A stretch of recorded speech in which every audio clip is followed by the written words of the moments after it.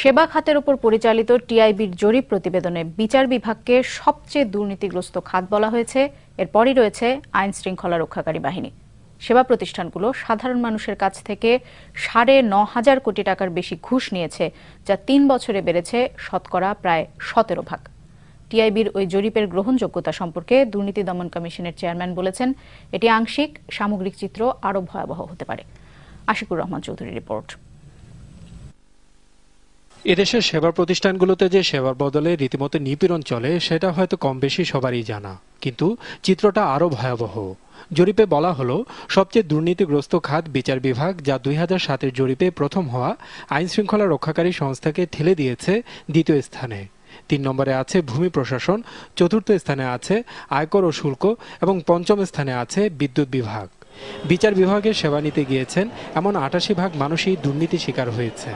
বিস্ময়কর ব্যাপার হলো, বিচার বিভাগে একজন সেবা গ্রহণকারীকে বছরে ঘুষ দিতে হয় গড়ে ৭,৯১৮ টাকা, আয়কর, ভ্যাট ও শুল্ককে ঘুষ দিতে হয় ৬,৭৩৪ টাকা, ভূমি প্রশাসনকে দিতে হয় ৬,১১৬ টাকা, বিমাকে দিতে হয় ৩,৯৪৯ টাকা, আইন শৃঙ্খলা রক্ষাকারী সংস্থাকে দিতে হয় ৩,৩৫২ টাকা। অন্যদিকে আদালতের মধ্যে দুর্নীতির বিচারে প্রথম হাইকোর্ট, যেখানে সেবা গ্রহণকারীকে বছরে ঘুষ দিতে হয় গড়ে ১২,৭৬১ টাকা। দ্বিতীয় স্থানে আছে ম্যাজিস্ট্রেট কোর্ট, যেখানে ঘুষের গড় পরিমাণ ৬,৫৯৮ টাকা। তৃতীয় স্থানে আছে জজ কোর্ট, যেখানে ঘুষের গড় পরিমাণ ৬,১৭৮ টাকা। বিচার বিভাগের দুর্নীতির ধরনগুলোর মধ্যে আছে ঘুষ, উকিল কর্তৃক হয়রানি, সময়ক্ষেপণ, আদালতের কর্মকর্তা কর্মচারী কর্তৃক হয়রানি সহ বিভিন্ন ধরনের দুর্নীতি।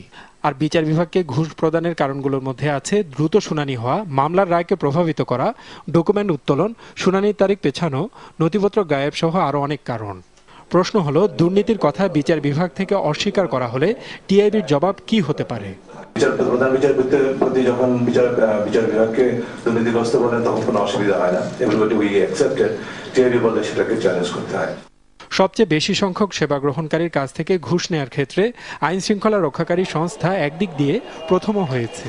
আইন শৃঙ্খলা রক্ষাকারী সংস্থার কাছে সেবা নিতে গিয়েছেন এমন শতকরা ৬৮.১% মানুষকেই ঘুষ দিতে হয়েছে।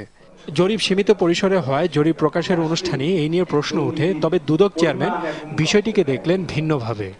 এটা কিন্তু দুর্নীতির সার্বিক চিত্র নয়, এটি দুর্নীতির আংশিক চিত্র। দেশের দুর্নীতির ব্যাপকতা এর চেয়ে অনেক বেশি। জরিপে দেখা যায়, বছরে জাতীয়ভাবে সেবা প্রতিষ্ঠানগুলোকে দেয়া ঘুষের পরিমাণ ৯,৫৯১ কোটি ৬০ লাখ টাকা, আর শহরের তুলনায় গ্রামের মানুষ বেশি দুর্নীতি শিকার।